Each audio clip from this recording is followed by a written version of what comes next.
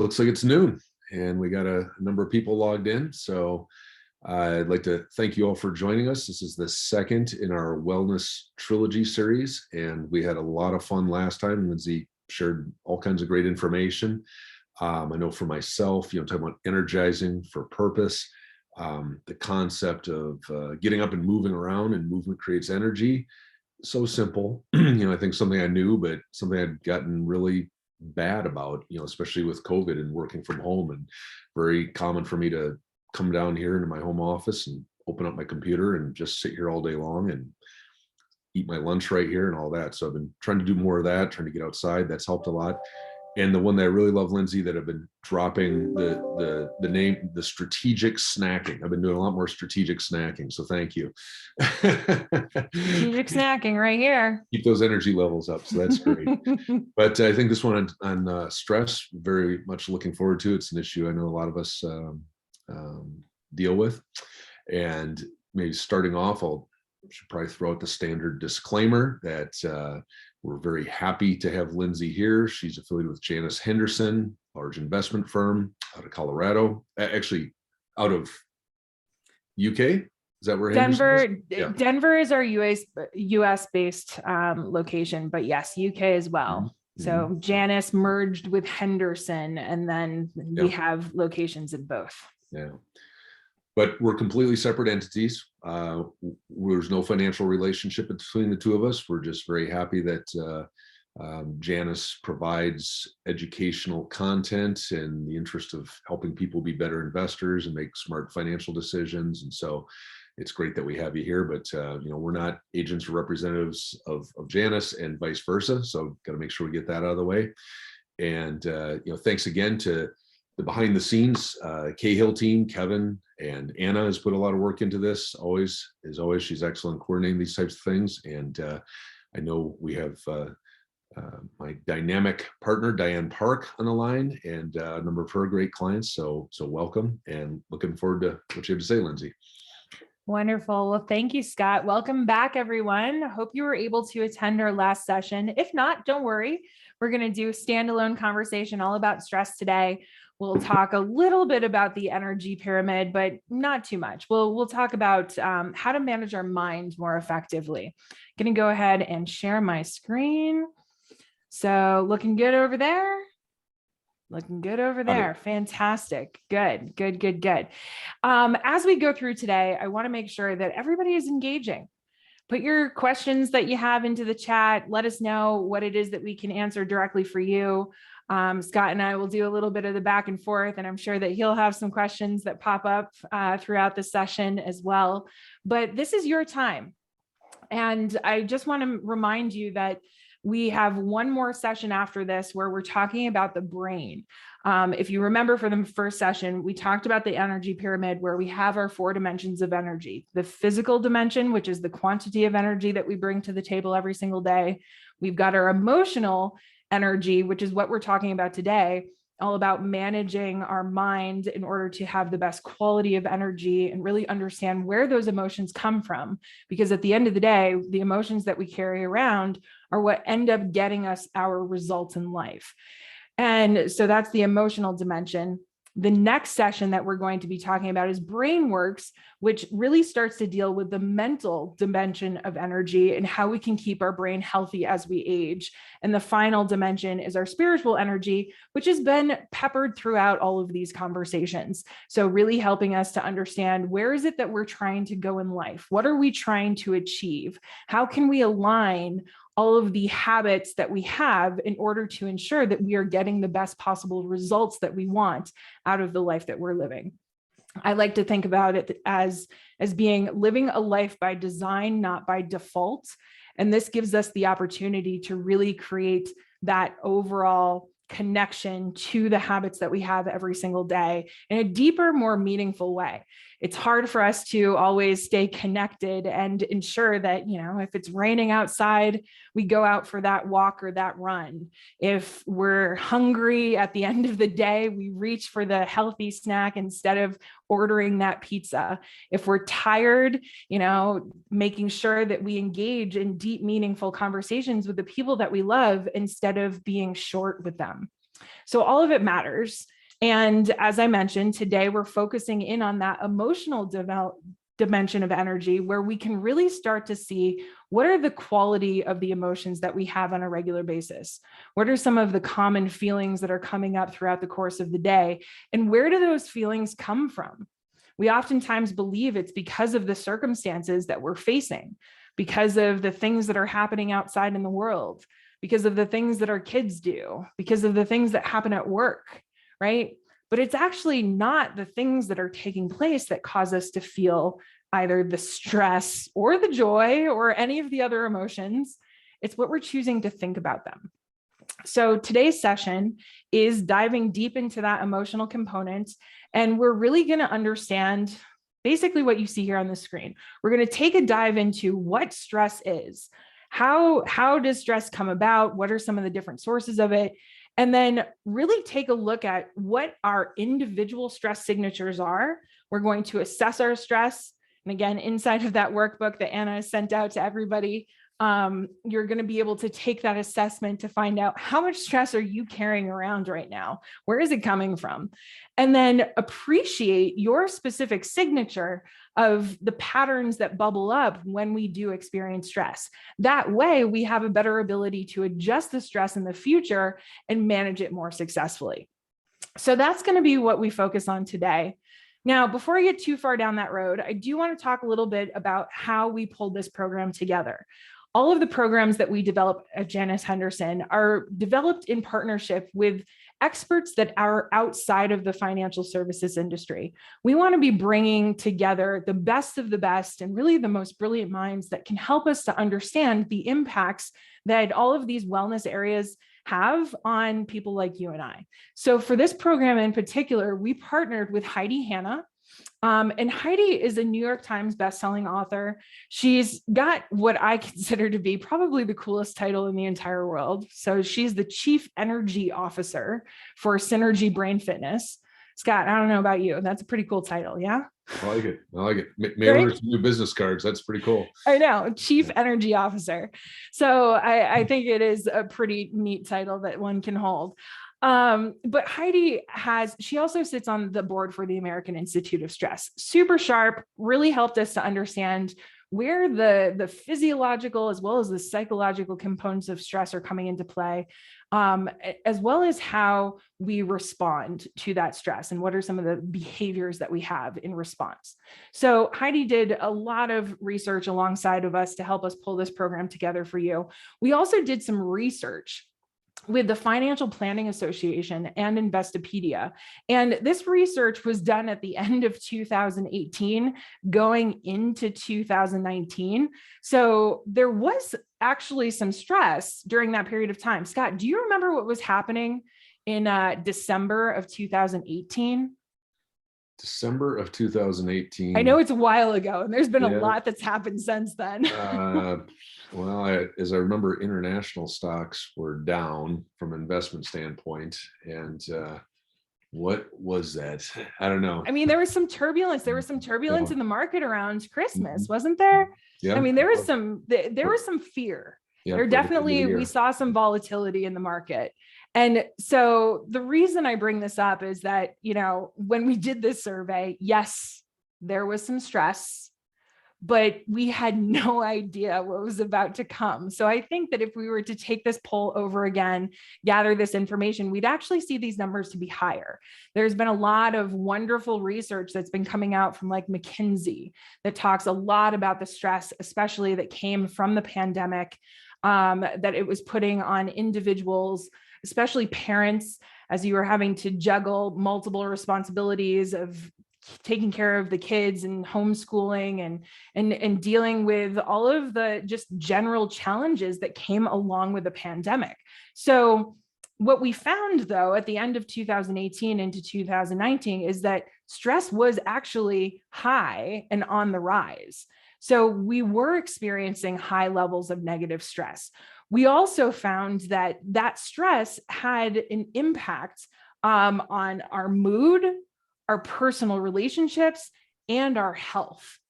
But what I found to be super interesting when we did this study, we asked the question, what is the primary source of your stress. And for most people, what they said was driving their stress was their negative health.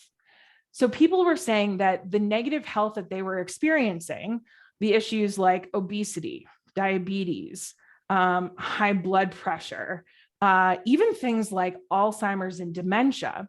So that was the primary source of the stress that they were carrying around. And what's interesting about that is, sure, yes, that circumstance can be perceived in a way that ends up creating stress.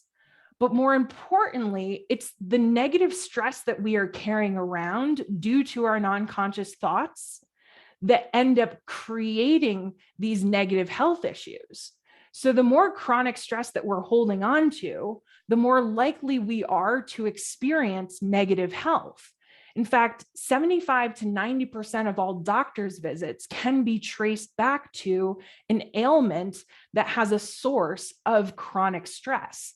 So the amount of inflammation that we're carrying around has that negative impact on the health that we have.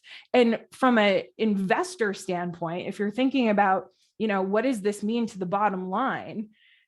Not only is it causing us challenges that are creating negative health, but from a wealth perspective, that negative stress ends up costing us about $300 billion every single year. And that's due to healthcare costs and then also lost productivity.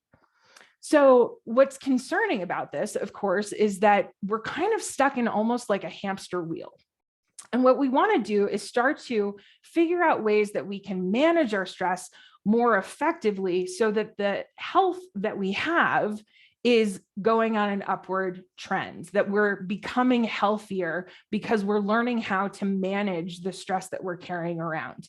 And the good news is, again, it's not the things that are happening externally that are causing us to experience stress. It's what we're choosing to think about them. And that's great news because we don't have control over those external circumstances. Scott and I were chatting a little bit before we got into our conversation today, and I just got back from my first work trip since the beginning of the pandemic. And Scott, I got to tell you, I was stressed. I was stressed as I was getting prepared to go on this trip because I've completely forgotten what my routines are. I was stressed because, I had sleep schedules that were off. But at the end of the day, the stress that I was carrying around, it wasn't actually because I was going on this trip. It was because I was telling myself, you've forgotten how to do this. What if you forget something at home? You're not going to get a good night's sleep. You hate these pillows inside of this hotel room. Like, you're not going to be able to eat the things that you want to be eating. Those thoughts are what actually caused me to experience stress. It wasn't any of the other stuff. It's all been self-made. So I couldn't control the fact that I was going. It was a commitment. I do have a question, Lindsay. Yeah, this is please. a follow-up from our last session. So you took your first trip, you're on the road. When you got to the hotel at night, did you I order the chicken fingers off the kids menu? I did not, but can I tell you though, I sat there for a hot second. I was like, okay, I'm not ordering chicken fingers. I've broken that habit. But the first thing that my brain offered to me, because it was later in the evening, I didn't get into my hotel room until about 8:30 and I hadn't eaten dinner yet. And I left Denver. I left my house around 1. So I hadn't eaten anything yet. So the first thing that my brain was offering to me was, you should go down to the pub that's in the lobby and you should get dinner. And I was like, nope, what you should do is you should eat this orange that you brought with you.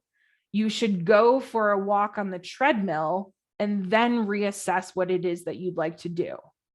And so I ended up doing that. And I will tell you, it was a night and day difference from what I had done previously. Yeah, that's great. But my brain offered me up, maybe you should do this other thing instead. So it's super interesting to just watch and like detach and step back a little bit. Oh my gosh. So Jill is also feeling some stress coming up, due to an upcoming trip. Yeah. So think about how you're feeling, Jill. Just ask yourself the question, what are some of those thoughts that I'm having about that upcoming trip that are causing me to feel this stress or this anxiety?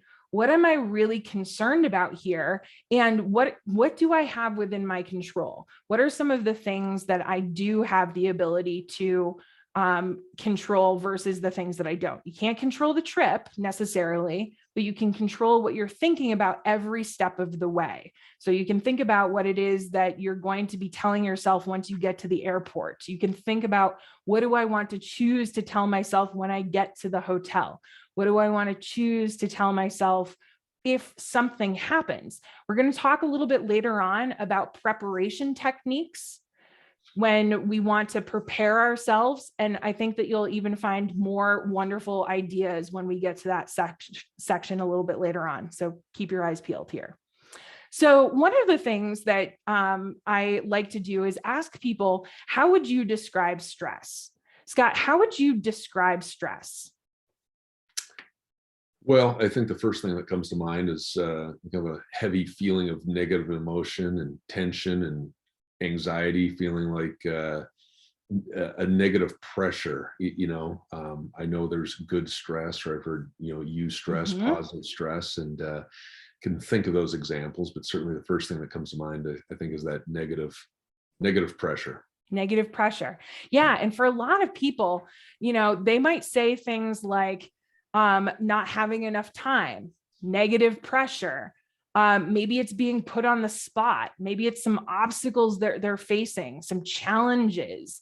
For other people, it can be a little bit more like, and maybe you would put pressure into this category, something like anxiety. Yeah, I even have pressure on this list, right? Tension, the overwhelm, anxiety, all of that, right?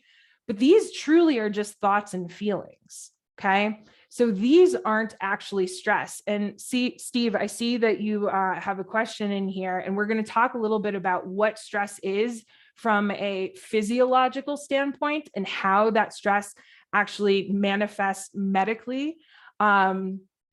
Is there data that it is causative? Yes, there is data that is causative. So that primary data that I shared, the 75 to 90% of doctors' visits are due to stress creating the other medical issues. That is one data point. There's also some really wonderful data from the American Institute of Stress. I will pull a few of those data pieces and I'll send it over to Scott and team, and you can distribute it after the fact.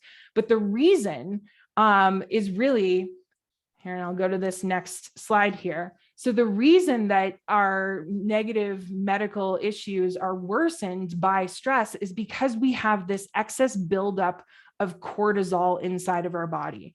And when the body, really from a stress perspective, if we go back in the day, right, stress is important for us to have. The stress response, the fight or flight response, is a critical component of keeping us alive, right? If you've got a tiger outside of the cave, you want to be kicked into fight or flight so that then you can literally run away and ensure that you're going to be okay.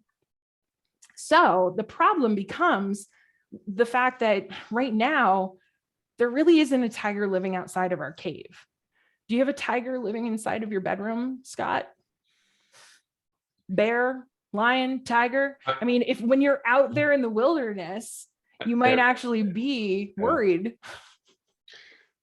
I was thinking about making something of a marital joke, but I better just stay away from that. But yeah, no.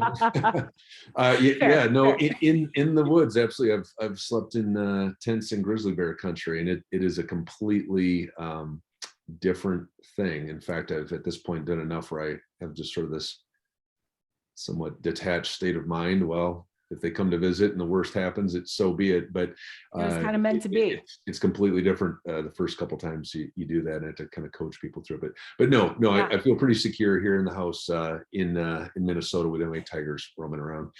That's good. Yeah, you're getting some comments in the chat feature. Don't go there, dude. So yeah. So inside of our daily life, unless you are going on some of these excursions with Scott, and even those are going to be much safer than at one point in time when we were literally living inside of the cave, right? And that's what our primitive brain was designed to support our well-being around, to ensure that we get kicked into fight or flight. But here's the other thing: our brains were only designed to deal with stress in 30-second bursts. Okay, so that is the tiger outside of the cave. And then it's supposed to be coupled with physical activity like running and fleeing or fighting in order to then burn off the hormones that surge inside of our body and inside of our brain, like adrenaline and cortisol. And so it's those negative hormones that are very important for the actual physiological response to fear. But if for example, we are just doomsday scrolling on social media or the news, if we're constantly paying attention to everything that's going on in the world and then thinking thoughts that are negative in nature without taking the time to have equal inputs of really positive things into our brain, then what we end up doing is we kick ourselves into more of this freeze or faint. And then that's a more chronic and slow process. And what ends up happening is that ends up storing glucose as fat. It negatively impacts our memory. It decreases our immune function. None of us can afford that right now, right? So all of that negative, all of those hormones that are designed to help save us in a moment of true danger, if they don't get burnt off, they have the negative impact on our overall health. They end up resulting in inflammation that we carry around inside of our body that then translates into these negative health issues. Okay, so we have to re-regulate our nervous system, and we have to find ways to tell ourselves that we truly are safe and secure. So I have done this a number of times for myself. I've experienced burnout 3 times in life. 2 of those times, I didn't have the tools that I have today. One of the times I was just recently, and I had these tools at my disposal. So it doesn't mean, even when you have this information, nobody's perfect. We're all human. We're all going to experience things in the world that we interpret as being dangerous. And then as a result of that interpretation, we get stuck in our parasympathetic, or in our sympathetic nervous system, excuse me. And when we're stuck in our sympathetic nervous system and we're just living in that state of fear and feeling as if the things around us are truly dangerous, we can get stuck there. And that negative buildup of cortisol, I'm going to talk a little bit more about that a little bit later on, but that negative buildup of cortisol is toxic on the brain. And it keeps you in this state of almost perpetual fear, so that when you're walking around in the world, you interpret things as being fearful, as being dangerous. And so we need to get ourselves out of that pattern and switch ourselves from the sympathetic into the parasympathetic. One of the ways that you can do this is just by breathing. We'll talk a little bit more about this a little later on. So you can do some breathing exercises, some meditative exercises, just sitting there and telling yourself, like putting your hands over your heart and telling yourself, I am safe. I know it can sound a little bit corny, but when you are just telling yourself that you are safe and reminding yourself there's no tiger outside of the cave, I am okay, you will start to re-regulate your nervous system. And that's what we're trying to do here. Get ourselves back into that state. Thoughts? One thing that comes to mind, Lindsay, and we talked about this last time, and I see the inputs, the fight or flight and the response. I just can't help but think about our modern life and the digital inputs and the social media. I think you heard the term 24-hour news cycle. When did that emerge? Maybe in the early 90s, with network news playing around the clock, and you'd hear that, the 24-hour news cycle and how that was playing on people. And it's advanced so far that it's not that you're passively receiving it, it's targeted to you, and it's gained to figure out who you are, how you think, and you've got this confirmation bias, echo chamber type effect that stuff is fed to you. And it's specifically designed to just constantly have you on edge and feeling fighty. And like those other people are terrible and they're idiots and they're ruining everything. And life is just so different than, the Mayberry days when you might sit in the front porch swing and sip lemonade at night. I'm sure, then they're worried about and you read the newspaper or something, but it's just different. The constant stimulus being thrown at us. I think I try and think about that a lot. Just proactive strategy to say, how do we cut this off and create some just calm? Yeah, and limiting your the 24-hour news cycle it's just detrimental to our mental health. And to your point, I mean, these are for-profit agencies that are designed to get the greatest amount of shock and like clickbait for you to pay attention to that news source. And it's interesting. On Instagram, I subscribe to, and I'll find it if people are interested in this, but I subscribe to this one news source that shows you both sides of the same article. And so it will show you, if you tend to consume left swinging content, this is what the headline looks like. If you tend to go with more right swinging content, this is what the headline looks like. And here's what kind of is the in between. And what's been interesting for me to, look at that is really the sensationalizing that happens across the board. And what was the real fact that ended up taking place. So that has allowed my brain to be like, okay, calm down a little bit. Things aren't as sensationalized as they're being put out there as. Doesn't mean you don't want to be informed.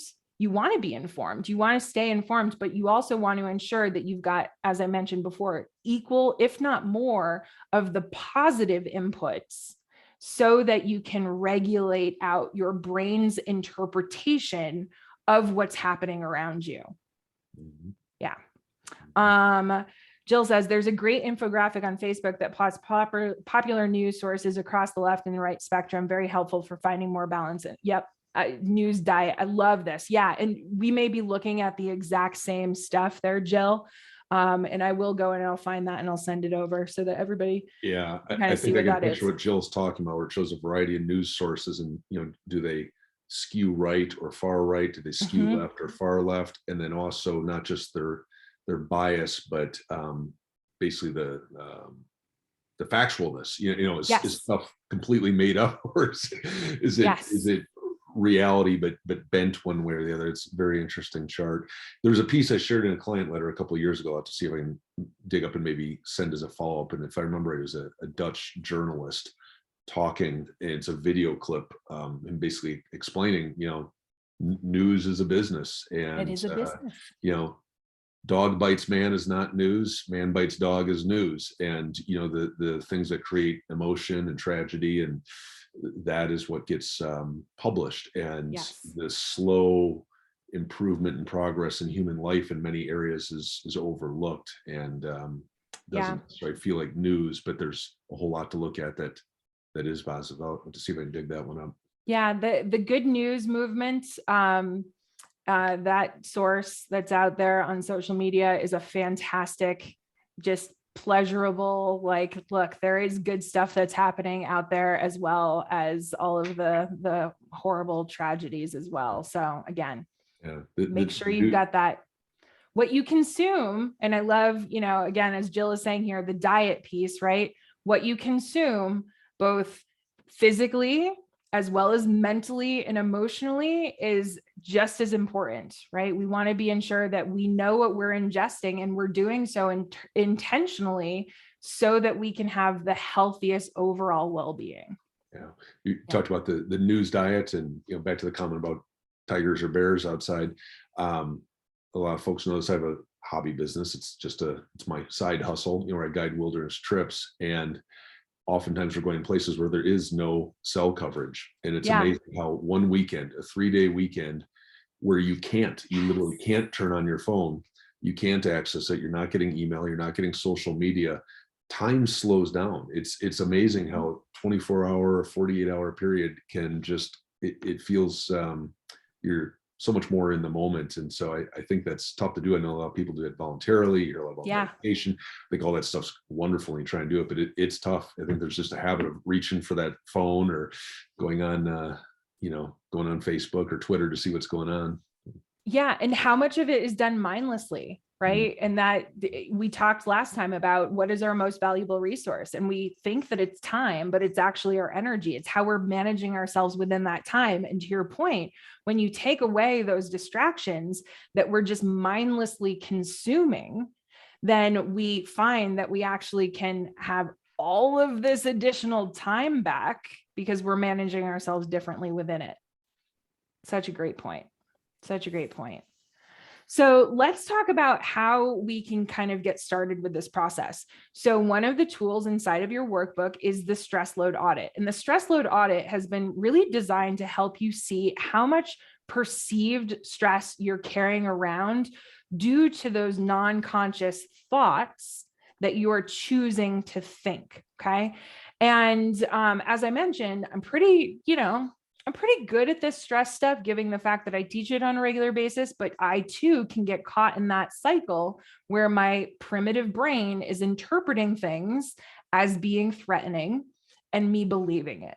And when I get caught in that cycle, it's very easy, like it is for other folks, to start getting that feeling of overwhelmed. So this stress load audit gives you an idea where you are.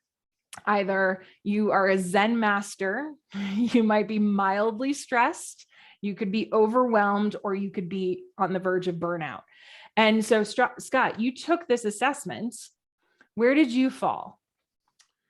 It actually looked pretty good as I was going through. I came out on the mildly stressed, the low end of mildly stressed. And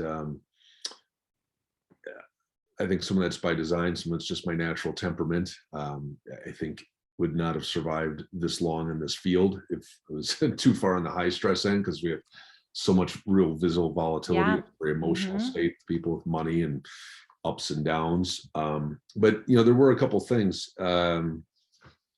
Let's see, second column at the bottom, the last month, how often have you felt that you're not on top of things? And then the kind of related in the last month, how often have you found yourself thinking about things that you must accomplish? The thing about things you must accomplish is a big one. I think maybe this might get into kind of the positive stress. I don't know, quite a while ago, could have said, business is fine. Let's just kind of put it in cruise control. But I realize that doesn't really work for me. It doesn't provide the positive energy and the excitement. And so I need to keep trying to push myself to find ways to get better, get sharper at things, provide more value, provide more touches, and to continue to grow. And so heap on these things, and that creates extra stress, but that's also the positive force. The many things. And that's the one that I said, oh yeah, that's where I got a 4 or whatever the top mark was. Yeah. And so the follow-up question that I would have for you there is, so great. How many times are you finding yourself thinking about things that you want to accomplish? Follow-up question is, how much of that are you taking action on? So when we find ourselves, and I may have mentioned this in the last session, this idea of busyness, and how when we kind of claim ourselves as being a busy person, busyness is just a mental construct. It doesn't actually reflect how much we're accomplishing, but rather how much we are thinking about. And so when we get stuck in this phase of thinking, there are two types of people. There are the individuals that when opportunity strikes, or when they're in a state of, challenge or stress, they take action in order to get to that next space. And then there's the other group of people that when something happens, opportunity strikes, there is a problem, anything is kind of different than the norm, they think about it, right? And so what we want to do is not get too caught in the thinking phase and get to the point where we start to take action and get it outside of our brain so that it's not just living up there and we feel that feeling of busyness. but rather we can start to move towards accomplishment.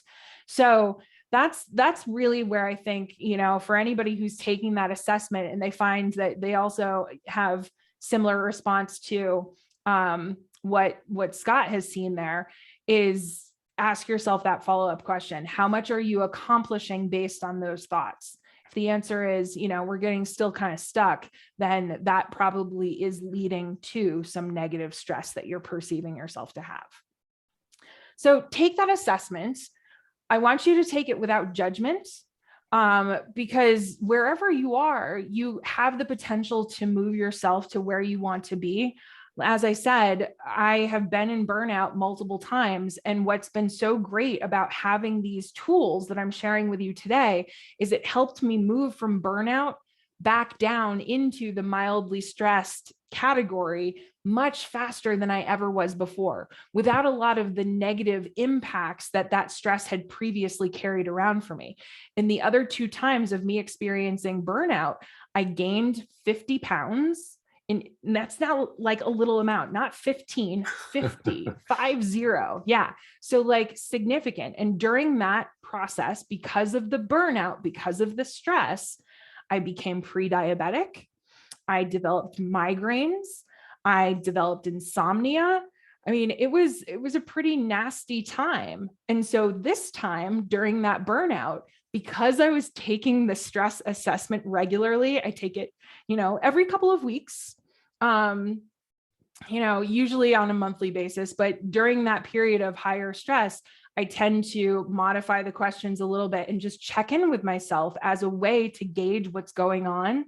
That way I have the ability to then make the shift more quickly. So I would recommend use that as a guidepost, benchmark yourself, find out where you are today. And again, no judgment. Anything is fine because you have the ability to work your way back if that's something that you choose. Okay. So Holly is saying, so you went to a monastery in California for 4 days. Electronics were turned off. Oh my gosh, that sounds glorious. Requested no talking, minimum human interaction. It was wonderful. Talk about recharging, but also remember what is important about life. Oh my gosh, Holly, that sounds glorious. One of the things that my partner and I do every single year for Christmas is we go camping and we get away from everyone. We don't bring electronics with us. And one of the days on our camping trip is a no talking day. And so the entire day, morning. Wait, on purpose, or this is just like day 3, you're a little grimy and edgy with each other? Purpose. Oh, on purpose. Okay. On purpose. And there's actually usually a number of other couples that are with us as well. So this year we were out in Joshua Tree. The year before we were in Sedona. We pop around. And we no talking for the entire day. And we got this actually because we ran into a woman in Sedona one year. And I went to go ask her a question and she held up a sign and she goes, I'm observing, 4 days of silence. I'm sorry, I can't interact. And I was like, we need to start doing this, but nobody was down for the full 4 days. They said we can do 24 hours and that's about it. But it really is glorious. Holly, I'm so excited that you've had that experience. When we drove off to the mountain and headed back to LA, I felt us hit the energy field. Oh, it was like a concrete wall, very negative. Yeah, you become so much more sensitive to what's happening outside of you. And the appreciation, I think, that we have for why are we trying to fill the space with noise? What is it? How can we choose what we are putting out into the world with more intention so that it truly is additive instead of just taking up space? I think that's such a great, thank you, Holly. Thank you for sharing your experience. I think it is such a powerful way to be looking at just the mainstream and what we think that we're supposed to be doing versus what we could choose to be doing instead. So great. So let me talk you through one of my strategies. So this, and I talked a little bit about it before, but This is the self-coaching model that I use. This actually was adopted from my coach, Brooke Castillo. And this is a tool that she created for herself in order to get any result that she was looking to get in her life. When I think about this as it pertains to stress, the stress that we create is coming from a place where we actually can control what we're thinking about the things that are happening, and therefore get better results if we majorly repurpose what our perceptions are. So, for example, traffic. Let's talk a little bit about traffic for a second. Does anybody get stressed when you're sitting in traffic? I don't know about you, but at one point in time I did, especially if I'm running late for something. Scott, what happens if, let's pretend for a second that you're in this traffic, we're in this traffic. Let's say that we maybe are, I'm going to get out my pen here. Let's say that we're like in maybe this taxi over here. I don't know about you, but if I were this dude, I'm sure he's on a motorcycle, but it kind of looks like he's on a bicycle. And that gives me a little bit of stress, but let's just pretend that we're in this car for a second. We're stuck in this traffic. Let's say it's 8 o'clock at night and we were supposed to be somewhere at 7:30 and we were meeting someone. What would be going on in your head, Scott, if that were the case? Oh, man. The pressure would be building. I think I'd be wondering, who am I meeting? What's their reaction going to be? Can I call them? Can I reach out, let them know? And is this for fun? Is this for work? Is this, are these buddies who are going to give me the business about it? Or is this something where I'm worried that I'm blowing it by showing up? Yeah. I mean, a whole bunch of different thoughts, right? All different thoughts. And even some, depends on the situation, kind of thoughts that you're having here. For me, no matter what it is, whether it's fun or it's business, if I am running late for something and I'm stuck in traffic like this, the thought that I have every single time is the people that I'm supposed to be meeting, they're going to believe that I don't value their time. That is always what my brain wants to offer up as the first thought that I have about being in a situation like this. And when I have that thought, it creates a feeling, anxiety, stress, frustration. There's a whole bunch of negative stuff that starts bubbling up inside, right? And in that moment, let's say that I'm thinking that I believe that they are going to think that I don't value their time. The actions that I end up taking would be something like calling them, explaining that I'm running late, maybe getting a little flustered. Let's say that I'm in this taxi cab. I might make some passive aggressive comments like, gosh, the traffic. I might be tapping my fingers. What I'm not doing, however, is sitting there and using that time in a way that is relaxing to me. I'm wasting my time. I'm wasting that opportunity. So the result I create for myself actually validates my thought of the people will think that I don't value their time. I create a result for myself where I don't value my time.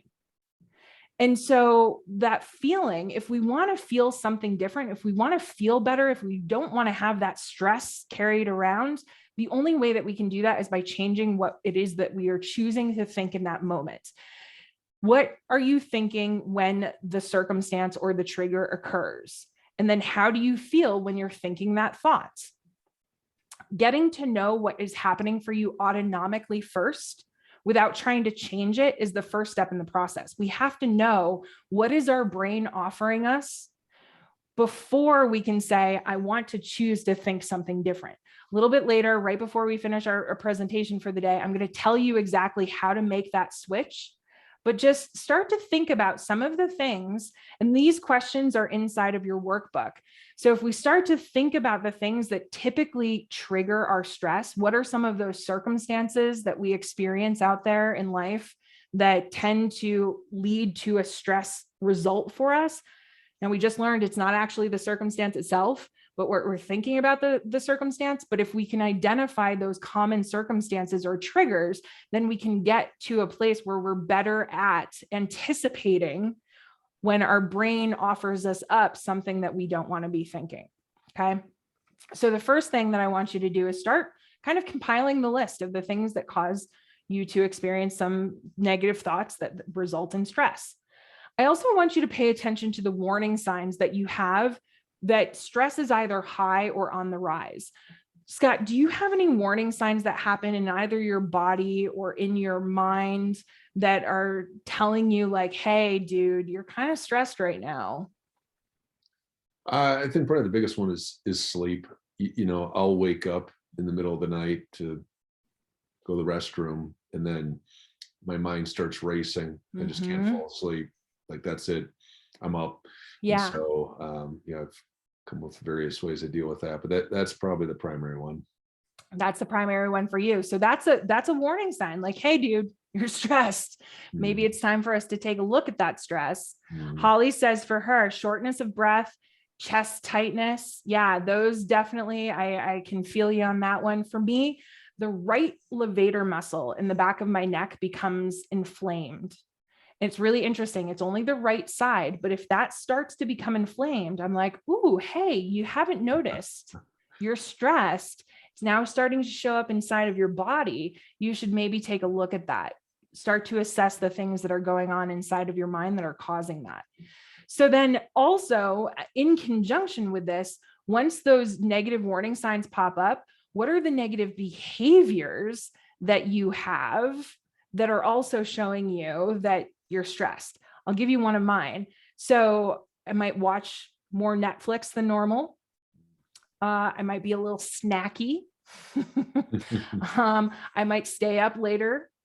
I might tell myself that, a glass of scotch at the end of the day in order to de-stress is perfectly fine, which, nothing wrong with that, except for when you are truly trying to use it to reduce your stress. It actually is causing more stress on the backside. So using it as a stress relieving technique is really just kind of something that we're telling ourselves is true. It's not actually true. It's adding more stress to us. But paying attention to these patterns for yourself and writing them down. I can tell you that the writing of the items down inside of your workbook will really allow you to create an inventory so that later on down the road, you can go back to them and say, nothing's actually going wrong here. This is just what happens when I experience stress that I don't manage. And I know now that when these warning signs pop up, and here's the thing about warning signs, it's kind of like the smoke alarm inside of your house. When the smoke alarm goes off, you want to pay attention to it, right? You're not just going to sit in bed and be like, probably not a fire. You don't just sit in bed and go, I bet it's just the batteries. If I ignore it, it'll go away. Right? It doesn't go away. You got to get up and change the batteries. You got to do something. So it's actually a great thing, because if the house was on fire, you would want to do something about it. The same thing is happening for these warning signs. So it's like, okay, cool. They're happening. Now I can choose how I want to respond to them. Holly also experienced some short-tempered with people, cranky. Yeah, me too, lady, all of the time. All of the time. And that's not my normal state of being. So if it's happening, I know that I am experiencing some stress, and it gives me that indicator, and it takes a little time. It's like everything else, right? Practicing the habits and being an observer of what is going on. It takes a little bit of time to start noticing these are the things that happen that are showing me I'm experiencing some stress. And now that I'm noticing them, how do I want to act differently? Okay. So really good stuff. All right. So let's talk about the final piece here. We're getting towards the end of our time together. I know that we could spend all day, almost every day, talking about all of these fantastic things. But let's pull it all together in a nice, neat little bow. I'm going to give you a whole bunch of tools for the remainder of the session of what you can actually do to be better at preparing, responding, and then evolving from the stress that we experience so that you walk away managing that stress more effectively. So the first is the preparation techniques. As I mentioned before, of course, it's the circumstances We have thoughts about circumstances. It's not actually the circumstances itself that cause the stress, but we think about the circumstances. That's the problem. But if we are at least taking that inventory of the situations that tend to cause us stress, I mean, like conversations with my mother-in-law. There's one. Oh, it's because what I'm choosing to think. She is super lovely. It's just when she tells me certain things, I think things that cause me stress, right? Has nothing to do with her, everything to do with me. So I know if I'm going into that situation, I want to prepare a little bit differently. Or for some people, public speaking. For some people, public speaking is more stress inducing. Like the thought of public speaking is more stress inducing than the thought of death. Can we believe that? That's crazy, right? So if we are going and doing something public speaking wise, how do we want to prepare so that when we're in that moment, we experience less stress? Okay. So here are a couple of the techniques. Every single one of these is in your workbook. So I'm not going to go through all of them. I'm just going to call attention to my favorite one on this screen, which is practicing gratitude. The reason this is my favorite is it's honestly the biggest bang for your buck. It takes the least amount of time and has the greatest impact. And ultimately, so practicing gratitude, all you need to do is write down 3 things that you're grateful for on a daily basis. That's it. It doesn't take very long. It could be anything. It could be your cup of coffee in the morning, the roof over your head, your family, whatever. I'm grateful for the fact that I got home to Denver last night instead of getting stuck in New Jersey.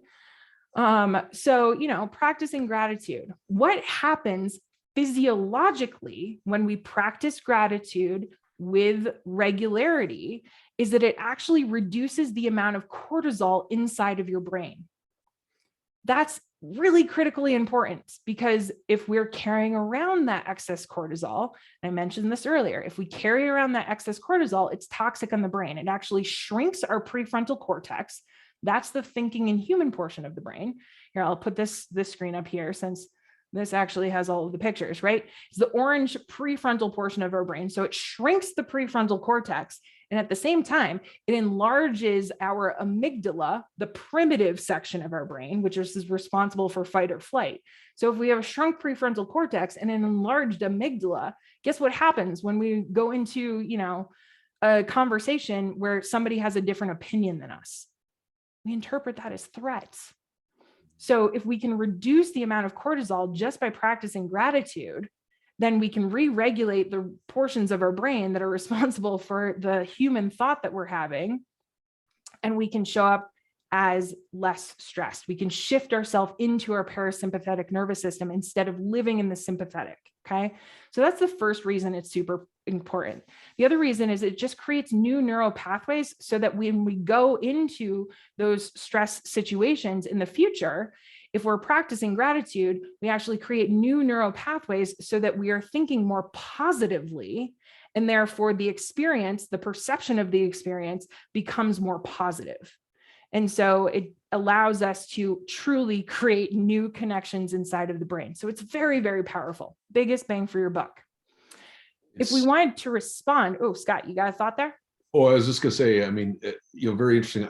I think a lot about like with our kids at home, want them to do well in school and things like that. But I try to think. I mean, some of these things are such valuable lessons, and how do we help transfer and impart some of this, true life skills? How to manage your body, how to manage your brain, how to manage your emotions. Mm-hmm. It's going to be such a incredible part of their experience through Yes. life, their success, how they deal with adversity. And my wife actually had started this quite a while ago at dinner. It's a regular topic, what's something good that happened today at school, and they don't want to answer, and they try and blow you off, but we'll ask in different ways and not let them off the hook. And I'd like to think maybe that's helping that gratitude exercise a little bit, again, to take a moment and recognize something that was good out of the day. And of course we talk about it as well. So. Yeah, absolutely.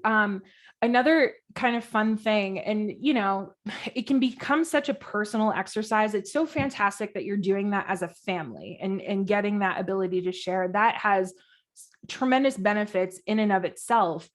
One other thing you could consider is finding gratitude, like gratitude cards, very tiny gratitude cards that have just the simple things that we are grateful for. And my mother has them at home where every single morning she'll get up and she'll just pick 3 gratitude cards out and she just lays them out on her bureau and she'll look at them. And that's part of her gratitude practice, but it becomes more personal in nature. So for the kids, they could be picking their own cards every single morning before they're heading off to school and just have their own contemplative time with it. And over time, maybe right now it doesn't mean too much to them, but over time it will. Yeah, that's great. It reminds me of another, in Scouts, there's kind of a common practice in the evening around a campfire, kind of a group leadership type exercise called Thorns and Roses, where they'll go around at the end of the day and each person just has a moment to talk about a thorn. Okay, that hike up the mountain was really hard, or this or that, something that was a problem or a challenge or something that needs to be discussed in the group. And then, roses, what was something good or greater. So interesting. It can be a really a good exercise. Yeah, just taking the time, right? It's so fast paced. We talked about the 24-hour news cycle and all of those negative inputs, and just taking the time to appreciate the small wins. I got on a walk this morning with my dog, and I recorded just a quick video for my personal page where I was like, we don't celebrate the tiny wins. Sometimes we tell ourselves that I didn't do enough at I only did a half a mile walk this morning instead of doing a full mile walk this morning. It wasn't enough. Let's not celebrate it because it wasn't what I, wanted to do. But the little wins, they matter too. Those little moments are really incredibly important. And the more that we celebrate the little, then it actually ends up building up to the bigger, right? It's those micro habits that we have every single day that make the most impact in our lives over the period of time. Absolutely. Yeah. So in terms of, let's say that we're in the moment of stress, what do we need to do in order to shift ourselves truly into that parasympathetic nervous system? It really just comes down to the breath work. So the most impactful thing that you can do in order to shift yourself from that primitive brain, that lizard brain that keeps you stuck in fight or flight, is to breathe in for a count of 5 and then out for a count of 6. Okay. So breathing in for 5, out for 6, that is going to shift you from your amygdala into your limbic system, where you can start to recognize, what am I feeling in this moment? And in order to hone in on your feelings, sometimes we use something like a worry stone or a talisman that allows us to physically connect with something and therefore drop into our body and say, okay, I'm feeling right now anxiety. I'm feeling fear. I'm feeling judgment. I'm feeling frustration. Each of those feelings has a different vibration inside of our body. And when we can start to tune into that actual vibration, it gives us a better idea of then where we are, because those feelings are coming from a thought, which is coming from that prefrontal cortex. But if we don't feel the feeling, it's harder for us to then push ourselves into the prefrontal cortex and ask yourself the question, what thought am I thinking? Okay. So you got to feel the feeling first. So that's how we can shift ourselves into a place where we can make better decisions and we can respond instead of react. If we tend to just live in the primitive brain, what we do is we just react when something happens, and instead of consciously deciding, how do I want to thoughtfully respond right now? And then the final piece here is, how do we evolve from the stress that we experience? How do we learn from that experience? And the one that I like the most on this one is storytelling. We tell ourselves stories all of the time, and some of them are helping us and some of them aren't. But we get to believe and tell ourselves whatever stories we want to. So, when I was out on the road and I was, eating the chicken fingers and experiencing the burnout, I was telling myself a story that I couldn't do the things that I wanted to do to manage my stress effectively until I was off the road, until I started scaling back my travel. And that was pretty true for me. I believed it, and I kept finding evidence out there in the world for why that was true. So my brain was like, yep, this is just how it is. So sometimes the stories that we tell ourselves, we believe them so deeply. And as a result, your brain doesn't want to be wrong. So your brain goes out and truly will collect every single bit of evidence in order to prove it to be true.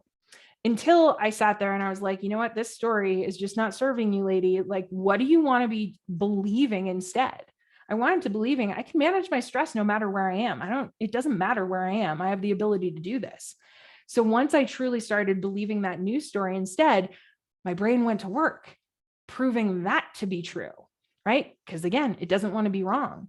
So if you start paying attention to the stories that you're telling yourself more effectively, you will have a better chance in evolving into this new version. Now, I know that we are right up against the time here, Scott, and I want to be respectful of everybody's time, but here's what I want you to do in order to take action, okay? First thing is just commit to change. Find one thing that it is that you might want to do differently, whether it's paying attention to the triggers that are causing you to experience stress.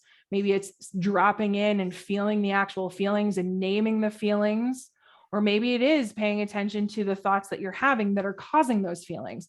Whatever it is, commit to change. And then over the next 24 days, it's an arbitrary number.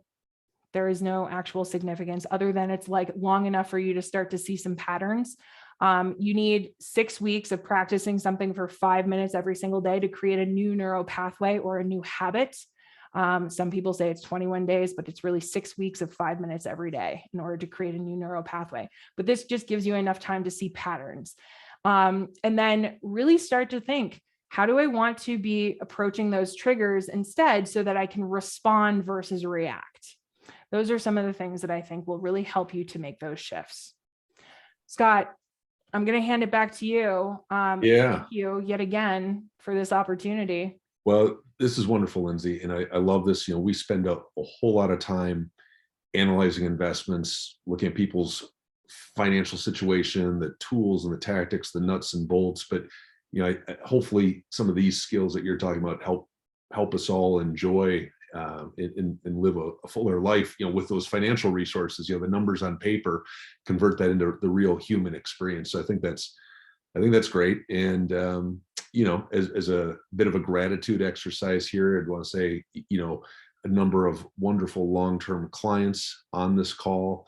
And I really appreciate you. This is a fascinating field, one that I find engaging and interesting and exciting. And I really appreciate being able to be there and partner with you on your wealth journey, and hopefully provide a positive input. And to the Cahill team that's on the call, thank you. And absolutely, Lindsay, this has been wonderful, and we really appreciate you helping us out and giving us some tools. My pleasure. To improve our experience. Looks like you've got one question here from Steve that's coming through. He would like to share this with his kids, and he sees you're recording it. Can he get his hands on a copy? Yeah, Steve and everyone else, the idea is we are recording this. This is something a bit new for us, but the intention is that we'll have this posted probably on my blog. And I think we're going to take the audio and try and get that uploaded as a podcast. So we are recording. It may take us just a bit to honestly to figure out the technical side of things, but the intention is that the recordings will be available. And certainly Anna, if you email Anna at cahillfa.com, she could provide copies of the workbooks. She actually already has to everyone. But yes, Steve, in short, one way or another, we can get you a recording of it all. All right. Well, thank you very much again. Looking forward to the next session. Absolutely. Everybody, hope to see you at our next session for BrainWorks. All right. Thank you again, Scott. Take care, everyone. Bye. Bye.